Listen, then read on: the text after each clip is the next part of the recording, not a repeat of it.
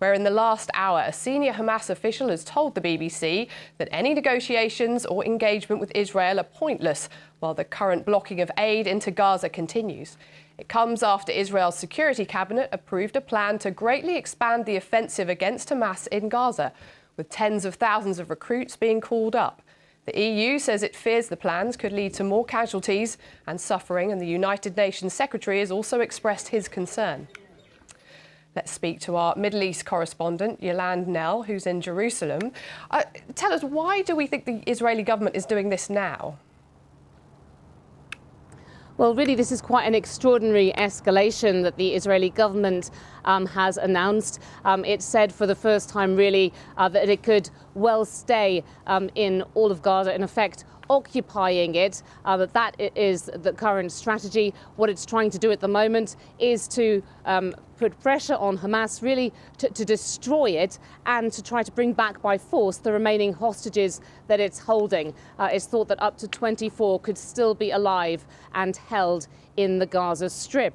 Now, you know, at the same time, we do have President Trump, who is due to visit this region just next week to meet Arab Gulf countries. So we've had, you know, some pointing out that Israel's plan comes at this moment where we've had, on the one hand, this real collapse in recent ceasefire efforts, and then a possible window of opportunity with President Trump coming to the region.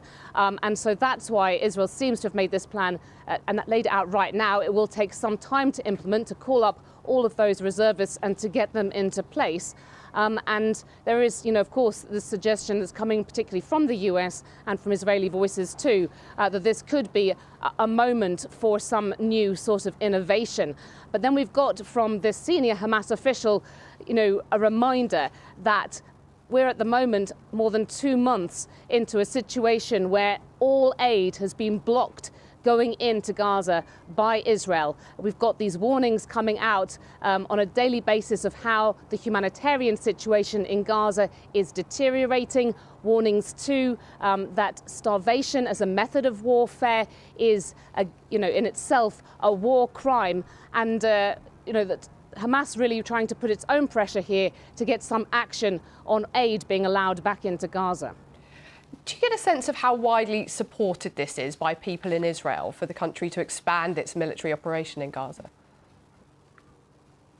I mean, we have seen some really sort of notable comments in the past day since this plan was really outlined, with the Hostage Families Forum, the main support group for those supporting the hostages, basically saying that the government has chosen, you know, acquiring territories over the hostages, and they have sought to have a meeting with the Israeli military chief of staff to ask how he is expecting to try to protect the lives of their loved ones during this intensification of the operation expected to gather pace after President Trump's visit, if things go as expected. We've also got, you know, opinion polls in Israel that suggest that a majority of the population is interested in a deal that would bring back those remaining hostages, even if that means ending the war in Gaza.